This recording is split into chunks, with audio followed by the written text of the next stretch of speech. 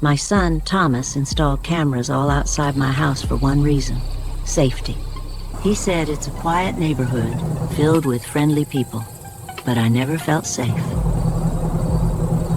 Because for the past week, a man has been standing outside my window. Not every night, but often enough that I stopped turning off the lights to sleep.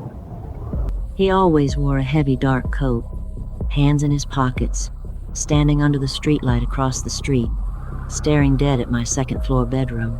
Snow, freezing wind, he didn't move. Just stood there. I called the police 3 times. They pointed at the camera footage and told me, "Mrs. Evelyn, there's no one on the screen." They asked if I was taking my medication. They thought I was crazy. So I stopped opening the curtains. I stopped walking around at night. I double-locked every door. Then, I took a pair of heavy, rusty garden shears from the drawer and kept them by my bed. I decided I was done being afraid. Last night, the blizzard hit. At 2 a.m., the old heating system whined and completely died. Then, the lights in the whole house instantly went out. The main breaker was cut. I sat in the dark living room, and then I heard it. The sound of a key sliding into the front door lock. My heart was beating so loudly, I gripped the shears and hid behind the kitchen island. The door pushed open. Freezing snow blew in. The tall, dark figure in the heavy coat stepped inside. I could hear his heavy, ragged breathing as he walked toward me. He didn't stop. My sanity snapped. I rushed him. I don't remember most of what happened next. I just remember the sound of heavy weight hitting the floor, the slick feeling on my hands, and the wet, gurgling sound in his throat. Then, dead silence. He wasn't moving.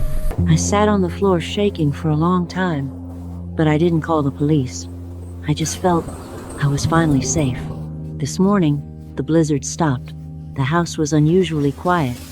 For the first time in months, I opened the curtains. I made myself a cup of tea and sat down to type this out. I need to prove to everyone I'm not crazy. Then, my landline rang. It was my daughter-in-law, Emily. Her voice sounded completely wrong. "Mom, is Thomas with you?" She asked. I frowned. What? "He didn't come home last night and his phone is going straight to voicemail." Her voice started shaking. "He heard your message about the heater breaking. He was worried you'd freeze, so he grabbed his spare key and the toolbox and went out." My chest went ice cold. I couldn't speak. Emily was still talking. Mom, are Panicked, you there? but I couldn't hear her anymore. My hands started shaking. I slowly turned my head, looking toward the kitchen island floor. The sunlight is completely lighting up that corner now. Next to the body's hand, there is no weapon. Just an open blue toolbox and a brand new heating pipe. That dark, heavy coat is the one I bought Thomas last Christmas. My tablet just dropped on the floor. I haven't moved since. What have I done?